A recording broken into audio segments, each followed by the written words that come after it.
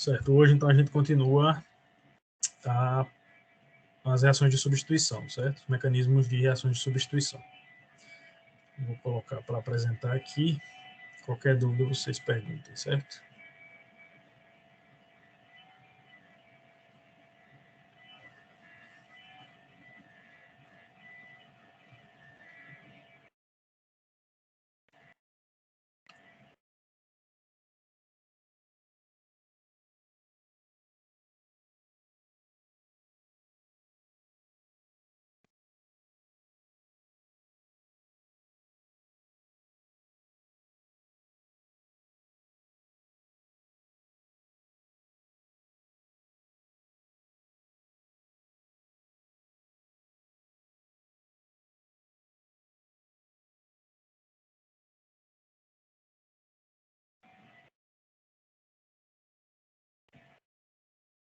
Uhum.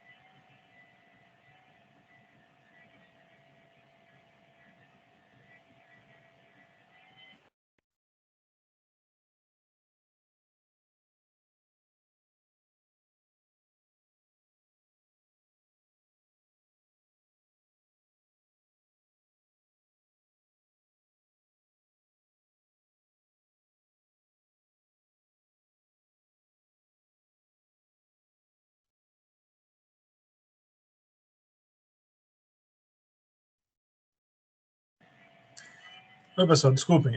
Meu Google Team, o meu Microsoft Teams aqui deu uma travada. Vocês me ouvem bem? Agora sim. Tá, beleza. Ele travou aqui, eu não sabia se eu ia conseguir voltar. Deixa eu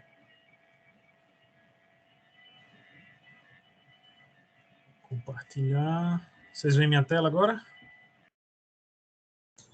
Sim. Beleza, vamos lá. Certo, então a gente parou exatamente no efeito do solvente, iniciando o estudo do efeito do solvente nas reações de substituição, certo? Então a gente começa pela solvólise propriamente dita. A solvólise é a quebra, como o próprio nome diz, é a quebra pelo solvente, certo? Então quando você coloca um haleto em água, um haleto de alquila, terciário principalmente, em água ou metanol, no solvente prótico, parte desse material começa a dissociar e a substituir. Então, eu vou ter a formação do ácido correspondente e do álcool. No caso do solvente ser metanol, eu tenho a formação do éter. Certo? Esse tipo de reação, onde o solvente participa da reação, onde o solvente é um dos reagentes, é dita solvólise. Certo? Para dar um exemplo, no meu laboratório a gente trabalha com algumas reações de acetilação, por exemplo, onde o próprio solvente, o acetato de etila, é o reagente que faz a acetilação. É um dos reagentes que participam da reação, certo? Então, a gente vai começar a estudar um pouquinho desses fatores que influenciam em reações de SN1, de SN2, o que é que favorece uma, o que é que favorece a outra, como é que a gente consegue acelerar uma reação, por exemplo, e o que pode atrapalhar essa reação também. Então, os fatores que influenciam na cinética da reação dependem do substrato, certo? Do carbono eletrofílico ligado ao grupo abandonador, dependem da concentração da natureza do nucleófilo, quando a gente trabalha com SN2, claro. A gente já viu que para SN1, só a concentração da espécie que forma o carbocation é que determina a velocidade da reação. A gente tem o efeito do solvente e também a natureza do grupo abandonador, certo? Então, eu acho que é bem óbvio que se eu tiver um nucleófilo forte e um grupo abandonador muito bom, a reação vai proceder de forma rápida, né? A gente vai ver cada um desses fatores. Então, primeiro, a estrutura do substrato, no que é que ela influencia. A gente já começou a ver isso, por exemplo, a gente já sabe que, a depender do substrato, a gente vai ter SN1 ou SN2. Por exemplo, um haleto primário vai reagir por SN1, por SN2, um haleto terciário vai reagir preferencialmente por SN1. Então, a gente já sabe que a natureza do substrato ela determina o mecanismo pelo qual a reação procede. Bom, então a gente tem como ordem de reatividade para reações de SN2. Quanto menos substituído, maior é a tendência de reação por SN2, certo? Então, vamos usar o haleto como exemplo. Então, um haleto metílico, ele reage mais rapidamente do que o primário, que reage mais rapidamente do que o secundário, que reage muito mais rapidamente do que o terciário e o arílico, certo? Arílico e vinílico. Então, haletos ou grupos abandonadores, de forma geral, ligados a carbonos terciários ou a duplas ligações, conjugados a duplas ligações, eles vão reagir preferencialmente por SN1. Essas duas classes aqui a gente pode considerar que não reagem de forma apreciável por SN2. Então, exemplos de haletos primários, por exemplo, uma reação de substituição, SN2, que a gente já viu bem rapidamente. Então, se eu tenho um haleto metílico, isso aqui é a reatividade relativa, né? Então, se eu considerar os terciários, aliás, terciário nesse caso aqui é o primário mais substituído, então, o primário mais muito substituído, muito impedido estericamente, e o terciário, vocês veem que eles são os menos reativos. O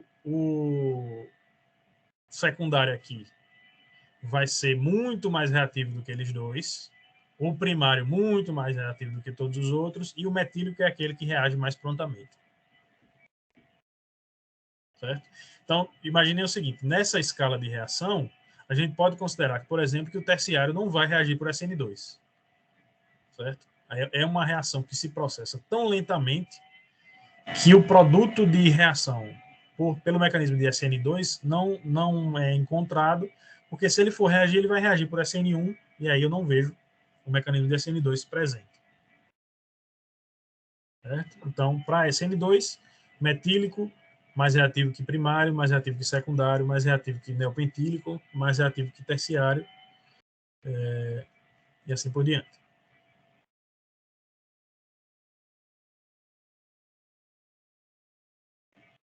Então a gente já viu isso, né? Um pouquinho disso. O nucleófilo ele ataca pelo lado oposto ao do grupo abandonador.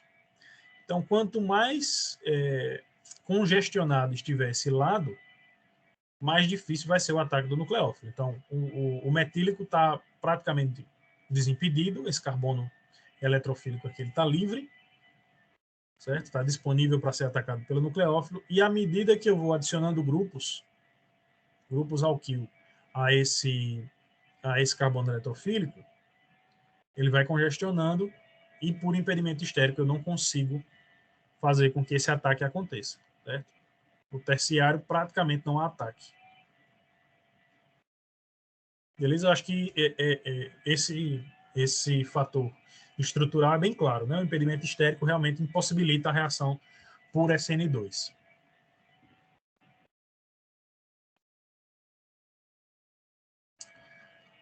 Então, aqui é mostrando a dificuldade. Quanto mais substituído, mais difícil esse ataque, né? Então, um ataque de um nucleófilo, nesse caso o íon hidróxido aqui, ao carbono deficiente em elétrons, bem simples, bem fácil e desimpedido quando eu tenho somente hidrogênios.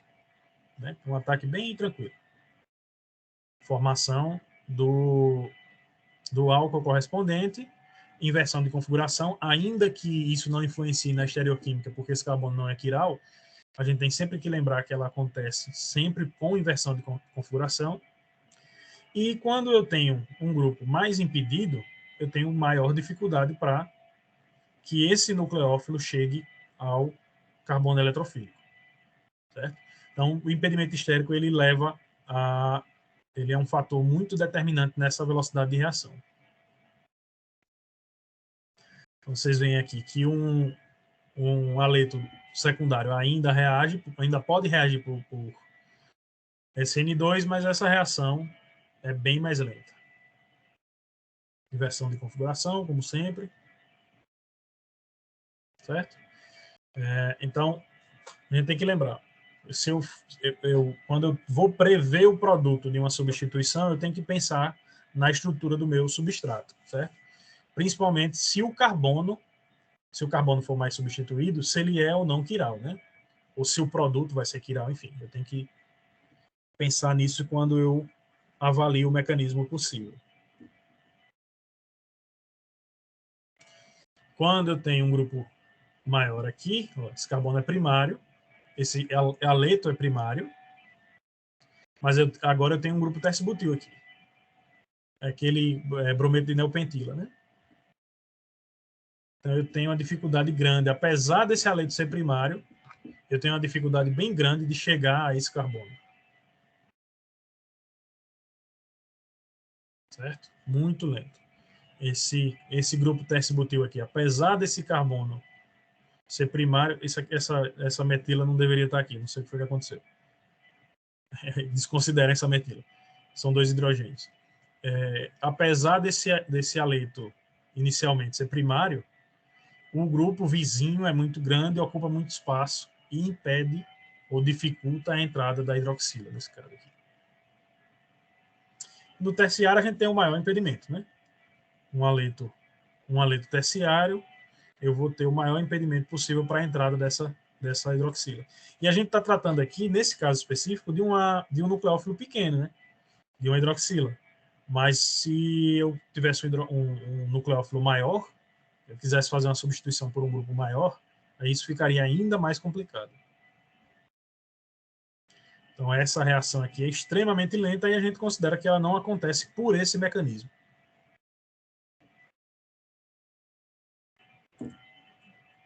Beleza até aqui? Professor, volta lá no slide rapidinho. Deixa eu colocar aqui.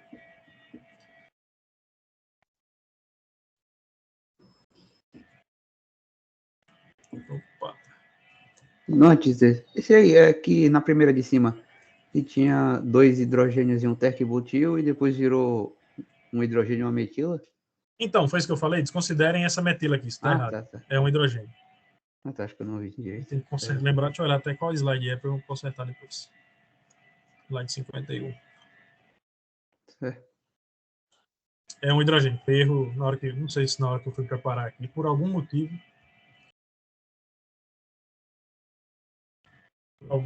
eu coloquei errado ali.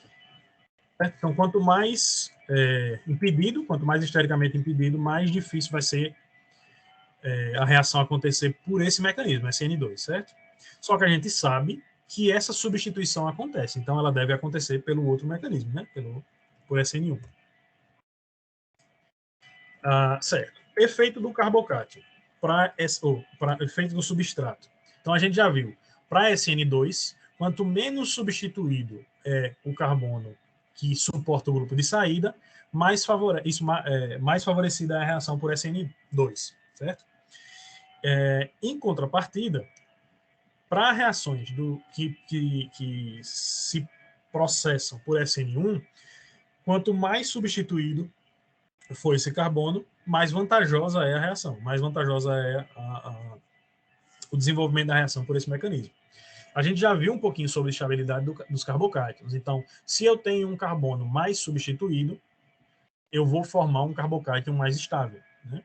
Então, quando eu faço, por exemplo, uma reação no aleto terciário, eu formo um carbocátion terciário e esse carbocátion é o mais estável dentro da sequência dos carbocátions, certo?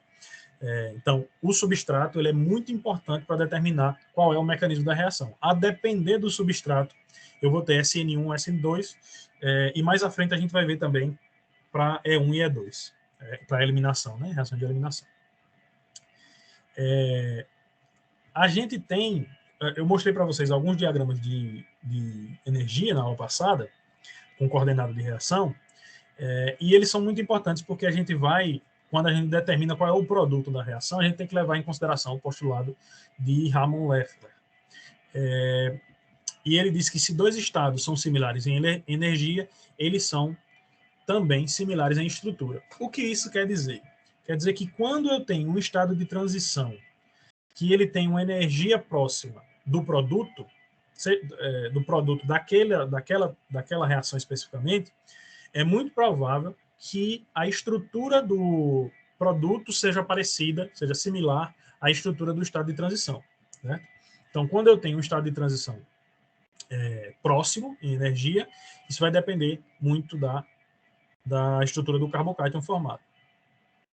Então, por exemplo, eu tenho aqui a gente já viu essa coordenada de reação. Eu tenho a formação do carbocátion, aqui eu tenho um aleto terciário.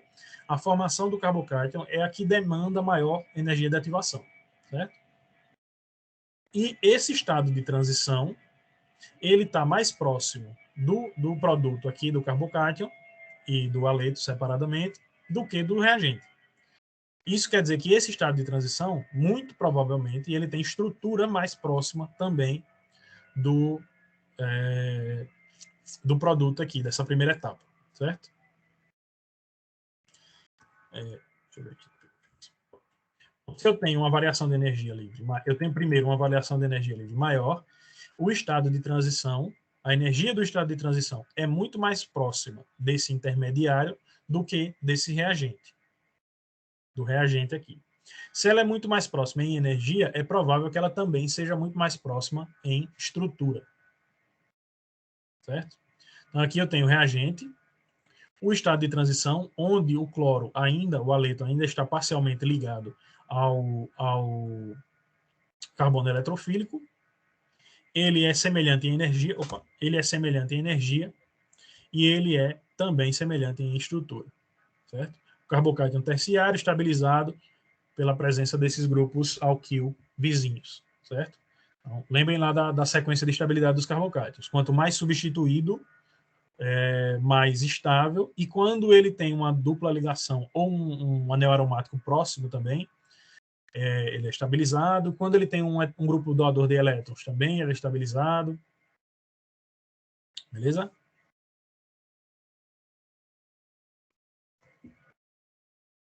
Bom, então, isso quer dizer, quando eu tenho, por exemplo, uma reação, ou uma etapa de reação, que ela é endergônica, a energia do produto é maior do que a energia dos reagentes, a energia livre dos produtos é maior do que a dos reagentes, o estado de transição está mais próximo em energia dos produtos.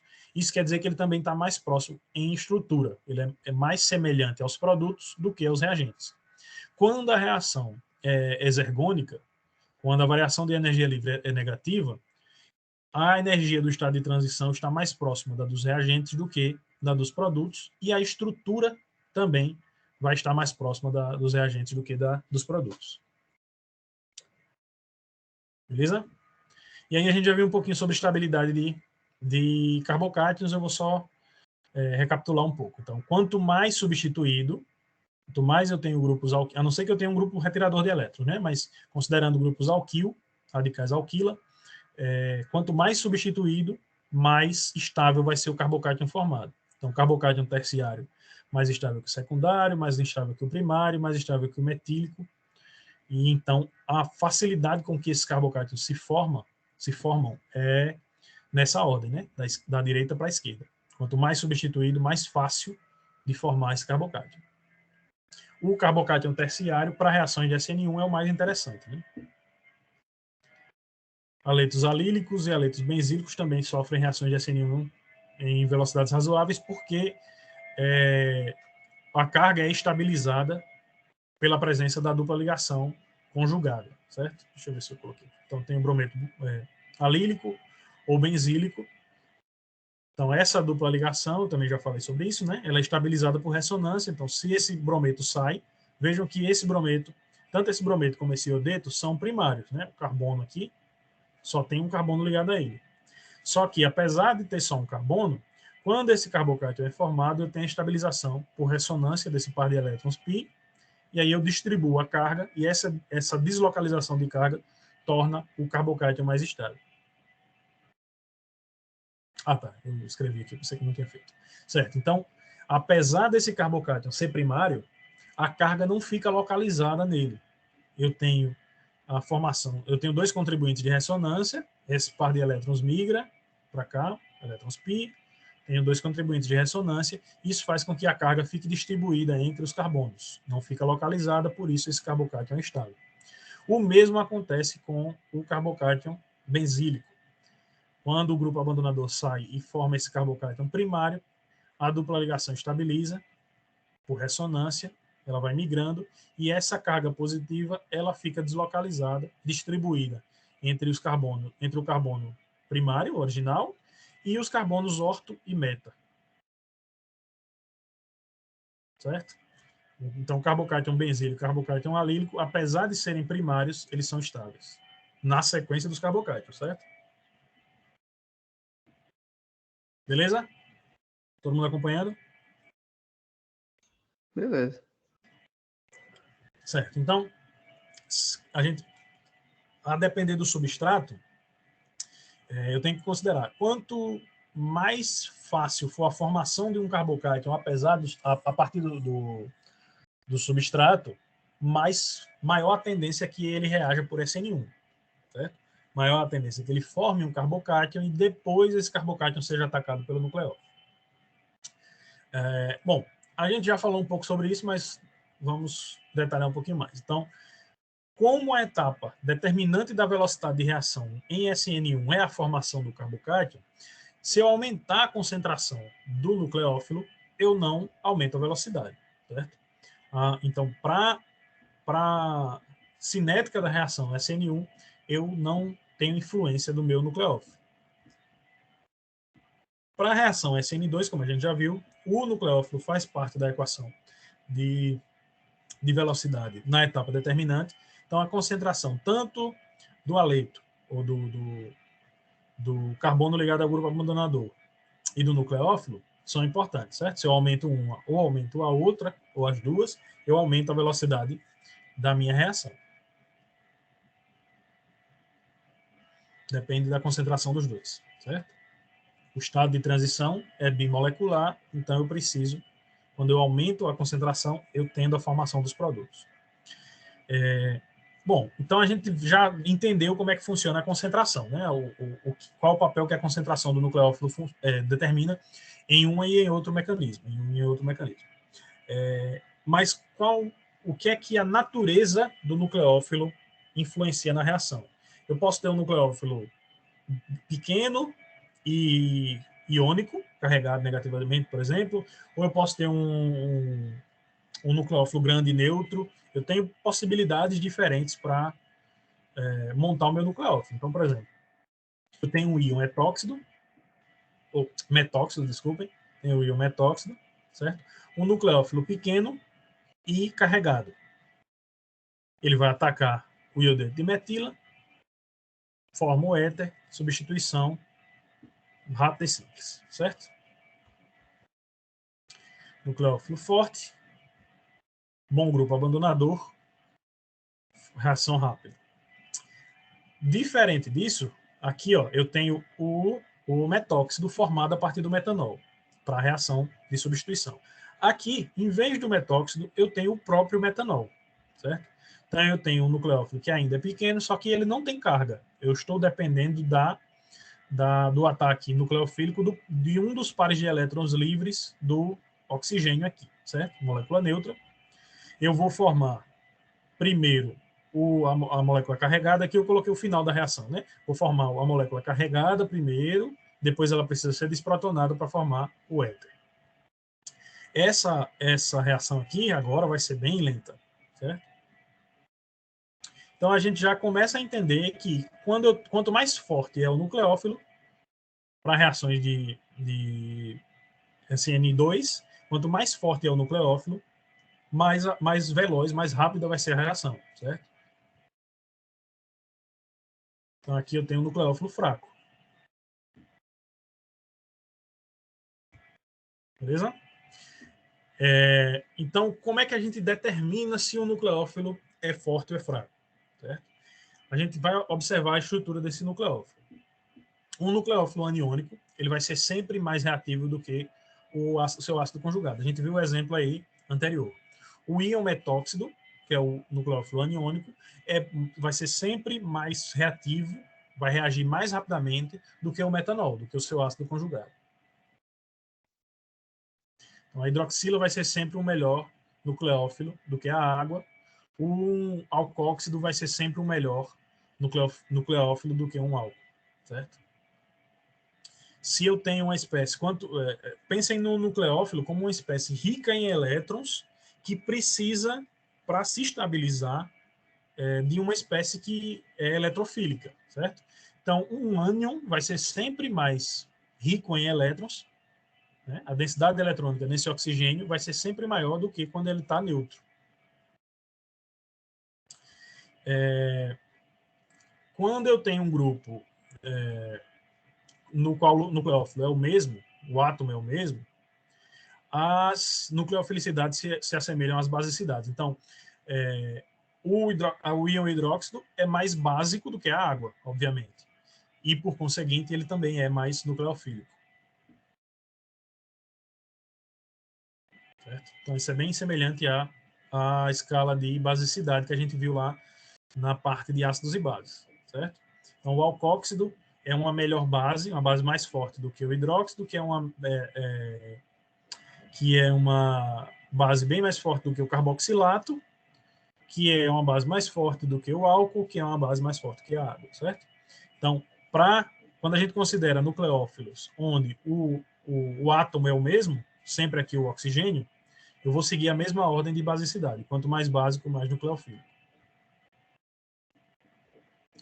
Quando os átomos são diferentes, então a gente não vai seguir especificamente a ordem de basicidade, certo?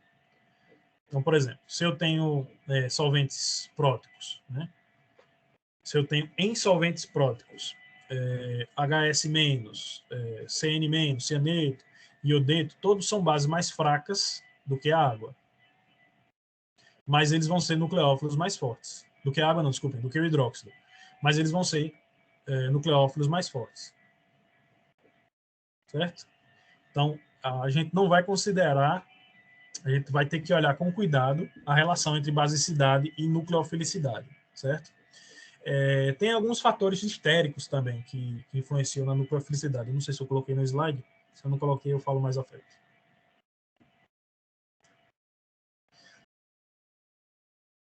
Certo. Então, aqui a gente tem uma sequência de nucleofilicidade, né? Quando a carga está no enxofre, no nitrogênio, no iodo, vai ser sempre mais nucleofílico do que o íon hidróxido. Certo? Quando eu falo dessa diferença entre nucleofilicidade e basicidade, lembrem sempre que eu estou relacionando a basicidade de Bronsted-Lowry, ou seja, a força ou a facilidade com que essa base capta um próton. E quando eu falo em nucleofilicidade, eu estou falando em ataque a um centro positivo, certo? Normalmente um carbono. Bom, e aí a gente chega no efeito do solvente, para as duas reações. Como eu falei, a depender do quanto que o solvente estabiliza uma ou outra espécie, a gente determina, aumenta ou diminui ou atrapalha, melhora a velocidade de reação. Então, eu acho que eu me adiantei quando eu falei anteriormente, né? O que eu tinha falado para vocês no começo da aula. Então, eu tenho solventes apolares, e solventes polares. Claro, eu tenho bipolaridade intermediária também, enfim, mas nos extremos eu tenho solventes apolares e solventes polares.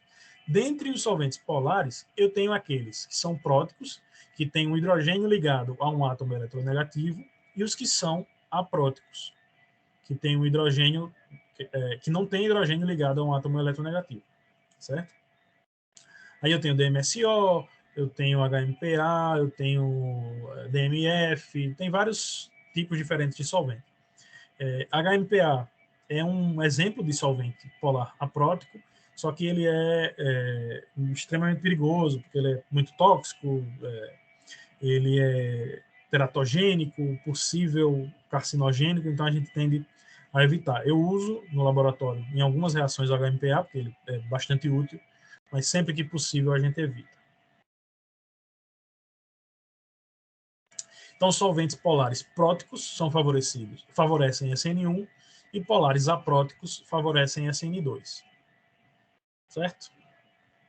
A gente vai ver por que mais à frente.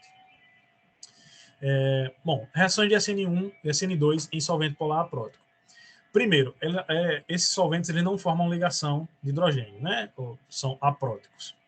DMSO, dimetilsulfóxido, dimetilformamida, hexametilfosforamida, acetonitrila, todos esses solventes são polares apróticos, certo? Vejam que eu tenho átomos eletronegativos, mais eletronegativos do que o carbono, mas eu não tenho nenhum hidrogênio ligado a eles, certo? Nem ao nitrogênio, nem ao oxigênio, enfim. Por isso eles são ditos apróticos. Por serem apróticos, eles vão solvatar bem somente os cátions. Opa. Vão solvatar bem somente os cátions, certo? E eu vou mostrar para vocês no que isso é importante. Então, eles são apróticos e têm regiões de alta densidade eletrônica. Então, se a gente olhar, por exemplo, o enxofre e o oxigênio aqui do DMSO, eu tenho alta densidade eletrônica nessa região. Se eu olhar a amida, eu tenho alta densidade eletrônica na carbonila ligada ao nitrogênio, e assim por diante. Fosforamida. Então, eu tenho uma região de alta densidade eletrônica sem formar a ligação de hidrogênio. E aí, esses solventes, eles vão solvatar, eles vão estabilizar o cátion e vão deixar o ânion nu, sem solvatação, sem estabilização extra. No que é que isso é importante?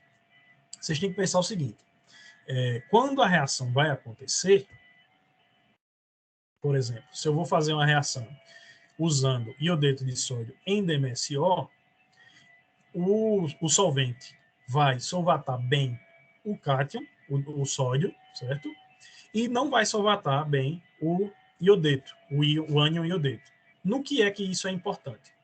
Se esse iodeto não está solvatado, ele está nu, ele se torna mais reativo, certo? Ele não tem Se ele não tem estabilização do solvente, ele precisa reagir rapidamente, certo? Quando eu coloco esse mesmo solvente em um solvente prótico, água, por exemplo, o oxigênio, os elétrons livres da água vão solvatar o sódio de forma semelhante ao que o DMSO está fazendo, mas o hidrogênio, a região carregada positivamente, com carga parcial positiva da água, vai solvatar o iodeto. Se o iodeto está solvatado, ele fica menos reativo, certo? A reatividade depende dessa instabilidade, dessa necessidade de reagir. Então, um solvente polar aprótico que solvata só o cátion e deixa o ânion nu, deixa o ânion sem solvatação, sem estabilização, aumenta a reatividade desse ânion. Então, aqui, por exemplo, se eu quero fazer uma reação de substituição do brometo de metila, bromometano, com iodeto de sódio, a solvatação que o solvente polar aprótico fornece ao sódio aumenta a reatividade do íon iodeto. Se eu faço essa reação em metanol ou em DMF, um solvente polar prótico ou num solvente polar aprótico, num solvente polar aprótico, eu tenho uma velocidade 1 milhão de vezes maior do que em metanol. Certo? Para reações de SN2, o fato do solvente polar aprótico solvatar somente o cátion aumenta bastante a velocidade de reação. Tranquilo até aqui?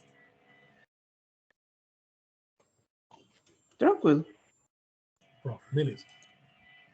Vamos lá, qualquer dúvida vocês vão perguntando aí. Então, aqui eu tenho uma sequência de nucleofilicidade de haletos em solventes polares apróticos, certo? Então, o flúor é mais nucleofílico, quanto mais instável, quanto mais difícil for para esse haleto estabilizar essa carga negativa, mais reativo ele vai ser, certo? E se ele está num solvente polar aprótico, que não fornece estabilização por solvatação, ele fica ainda mais reativo. Então, o flúor, que é muito eletronegativo, é muito pequeno, ele tem dificuldade de estabilizar essa carga negativa, né? E ainda num solvente que não ajuda, nesse caso, que não estabiliza, ele reage muito rapidamente. Ele é muito nucleofílico, certo? E aí, por que o solvente polar prótico ele ajuda na reação de SN1? Como eu falei, o solvente polar prótico ele vai fazer ligações de hidrogênio. Se ele é passível de fazer ligações de hidrogênio, ele estabiliza bem o grupo abandonador, o grupo de saída. Se ele estabiliza o grupo de saída, ele facilita a saída desse grupo. Né? Se ele estabiliza a carga negativa, ele faz com que esse ânion ele saia rapidamente. Então, ó, se eu tenho aqui, por exemplo, cloreto de tersibutila, certo? Então, eu quero formar um carbocátion. Eu quero que esse carbocátion aqui seja formado para que aconteça o ataque pelo nucleófilo, pelo mecanismo de SN1.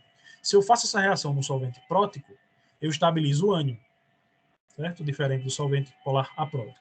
Estabilizo o ânion. Estabilizando o ânion, ele sai com maior facilidade, certo? Eu diminuo aqui a energia de ativação, diminuo a energia do estado de transição, porque esse ânion está estabilizado por solvatação. E aí ele sai solvatado e eu tenho a formação do carbocátion. E aí esse carbocátion ele vai ser prontamente atacado pelo nucleófilo, certo?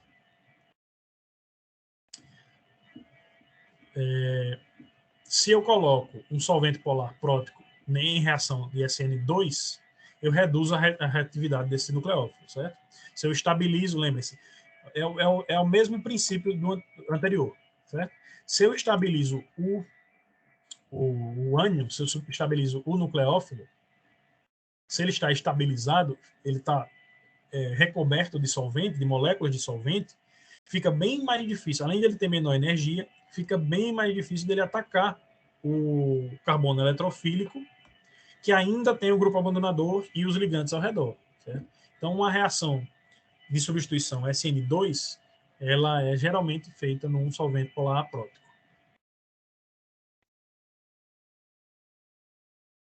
E aí a gente tem, quanto mais nos solventes próticos, os íons maiores são mais nucleofílicos do que os menores.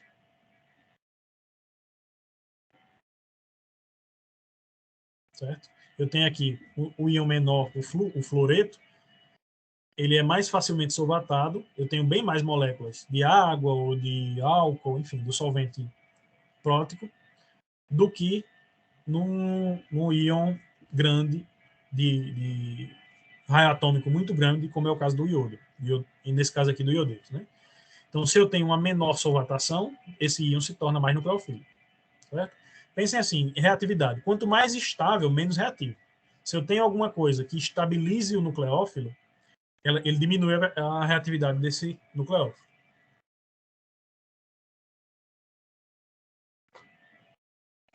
Assim, o iodeto é um nucleófilo mais forte em solventes próticos, para elétrons livres é mais disponível para atacar o substrato. Certo?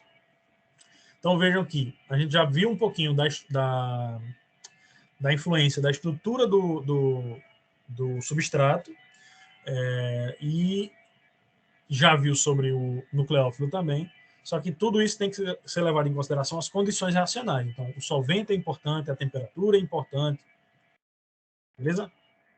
Então, você pensa que está vermelho. Certo? Dúvidas até aqui?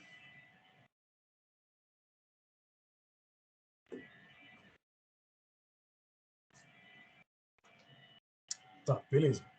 Então, vamos lá. o que é que a gente viu até aqui? Para SN2, para SN1, tudo na estrutura do substrato ou no solvente, enfim, que facilite a saída do grupo abandonador e a formação do carbocátio, aumenta a velocidade de reação, facilita que a reação aconteça, certo? Em SN2, a natureza do substrato é importante, a natureza e a concentração do nucleófilo são importantes e o solvente também é importante, beleza? E agora a gente vai ver um pouquinho sobre o grupo abandonador, como é que a natureza do grupo abandonador modifica ou modula a velocidade de reações SN1 e SN2. Para que a reação aconteça, nos dois casos, quanto melhor o grupo de saída, quanto melhor for o grupo abandonador, mais fácil que a reação vai acontecer, certo? Então, um bom grupo abandonador, ele é um ânion estável, por exemplo, uma molécula capaz de estabilizar bem a carga negativa, como uma molécula de alto raio atômico, ou um grupo que tenha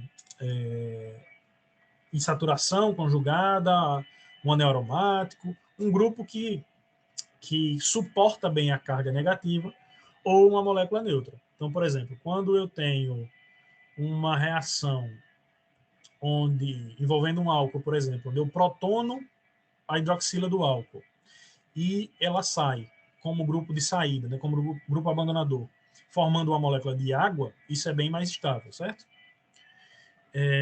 E a carga ela é formada à medida que o estado de transição é alcançado. Então, para reações de SN1, um bom grupo abandonador vai sair aqui, levar consigo, eu tenho aqui a formação do estado de transição, atingir esse estado de transição demanda muita energia, por isso essa etapa é lenta, e aí eu tenho a saída do meu grupo abandonador, formação do carbocátio.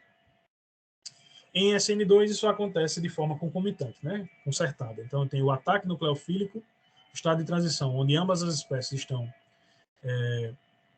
parcialmente ligadas a esse carbono, saída do grupo abandonador, formação de uma nova ligação entre o nucleófilo e o carbono. Bons grupos abandonadores. Íons grandes e que estabilizam bem a carga negativa, né? Aliás, elementos grandes e que estabilizam a carga negativa. Os sulfatos também, sulfonatos também, são bons grupos abandonadores, eles conseguem estabilizar bem essa carga. E quando eu tenho a saída de uma molécula neutra, também tenho bons grupos abandonadores, certo? Esses aqui são, esse aqui é o mesilato, esse grupo aqui, esse aqui é o tosilato, e esse aqui é o triflato, eu acho que eu não coloquei o nome aqui, mas esse também é um grupo abandonador muito bom, certo? Quando eu tenho esse SO2, principalmente quando eu tenho um grupo aromático, por exemplo, próximo, ele estabiliza muito bem a carga negativa quando ele sai. A gente usa, para reações de substituição nucleofílica, para aumentar a cadeia carbônica, por exemplo, a gente usa corriqueiramente no laboratório ou um aleto, normalmente brometo, ou um tosilato, esse rapazinho aqui.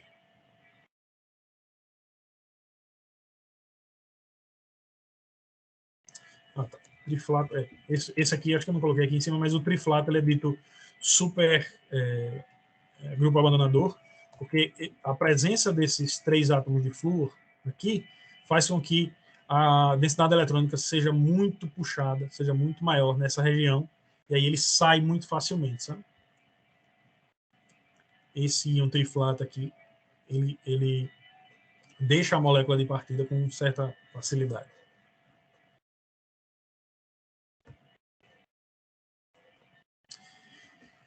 Beleza até aqui? Dúvidas?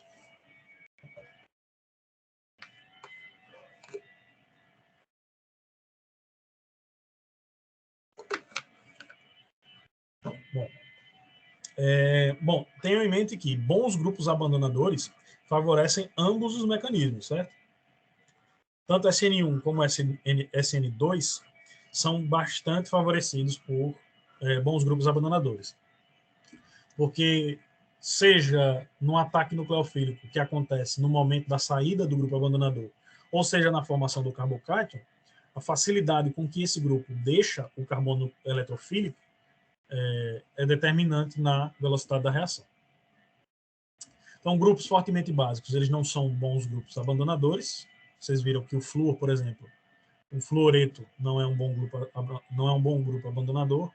O hidróxido não é um bom grupo abandonador. Então, qualquer grupo que seja muito básico não é um bom grupo abandonador. Então, por exemplo, se eu quiser fazer a substituição de uma hidroxila, normalmente eu faço isso em meio ácido, porque aí eu protono essa hidroxila e ela sai como água e não como hidróxido. Para fazer essa substituição com a saída do hidróxido, isso é muito difícil, certo? Então, eu protono normalmente, quero fazer a substituição, por exemplo, eu quero colocar um cloro no lugar da hidroxila. Então, eu faço a reação em ácido clorídrico, por exemplo. Que aí eu protono a hidroxila e ela sai como água.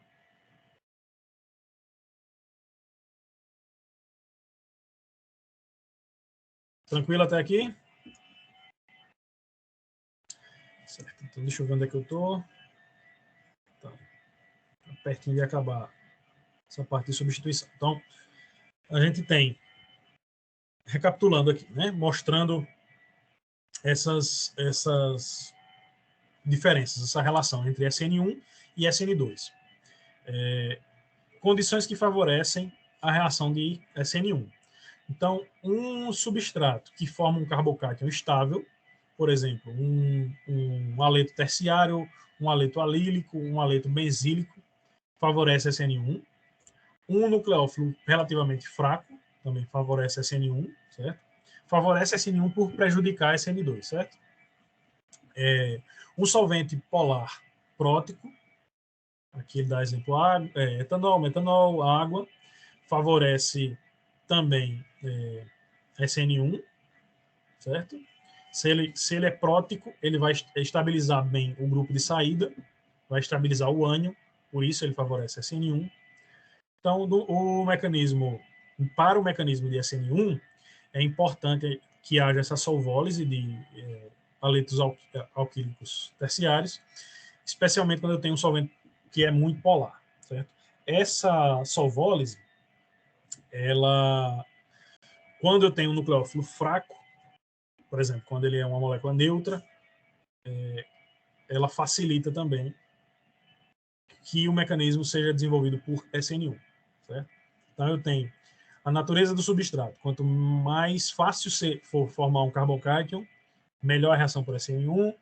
Quando eu tenho um nucleófilo mais fraco, também é interessante para SN1. Quando eu tenho um solvente polar prótico, eu favoreço SN1.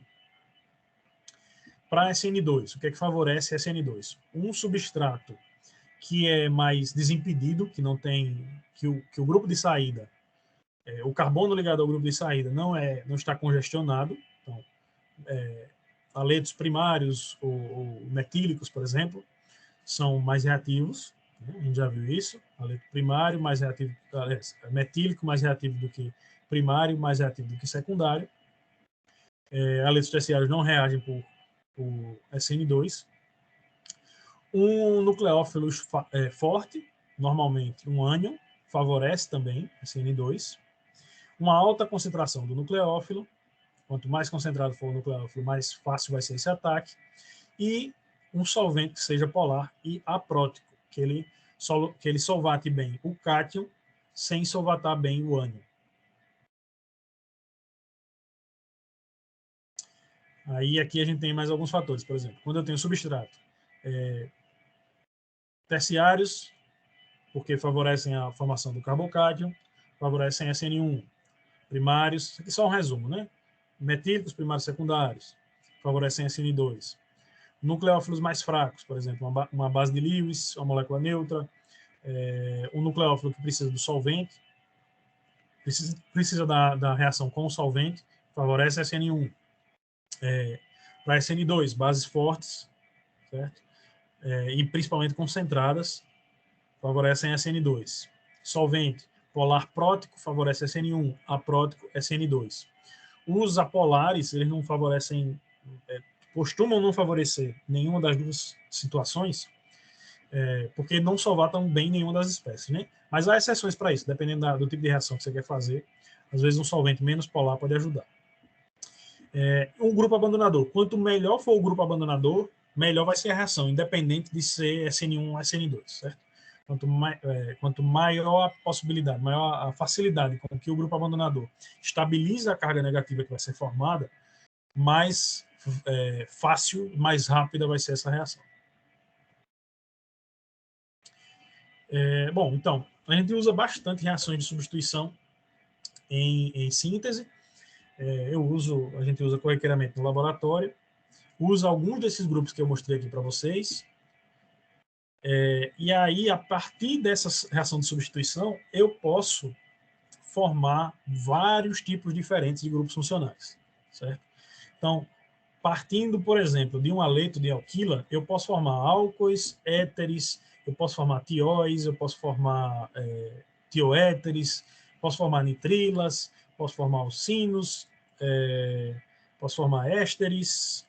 Então, eu tenho uma gama muito grande. Posso formar sais de amônio, posso formar azidas. Então, a gente tem uma gama muito grande de possibilidades, certo? Tudo isso aqui pode ser feito num laboratório de síntese orgânica. E aí você vai escolher o tipo de substituição, o tipo de grupo funcional que você vai introduzir na molécula, a depender da necessidade da sua síntese, né? Às vezes esse grupo funcional pode ser o fim, pode ser o produto final da síntese, ou pode ser o intermediário. Então, às vezes, por exemplo, se eu quero, digamos que eu queira formar um álcool secundário mais à frente. Então, eu posso, por exemplo, fazer tem formas mais fáceis, mas só para dar um exemplo, eu posso substituir esse aleto, formar um álcool primário, digamos assim, pegar esse álcool primário e oxidá-lo ao aldeído, e aí fazer uma reação de Grignard, por exemplo, para introduzir um novo carbono. E aí eu formo, a partir desse álcool primário, eu formo um álcool secundário. Enfim, vai depender da minha necessidade. Certo? E aqui a gente encerra essa parte de reações de substituição. A partir da próxima aula a gente começa a eliminação, tira as dúvidas e começa a falar um pouquinho sobre eliminação. Certo? Dúvidas? Perguntas? Nenhuma.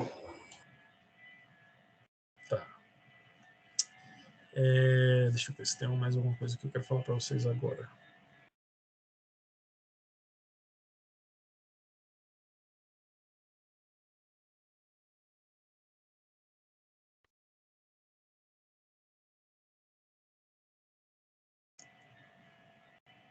Certo, eu acho que dessa parte de substituição é mais ou menos isso. Deixa eu parar aqui a gravação.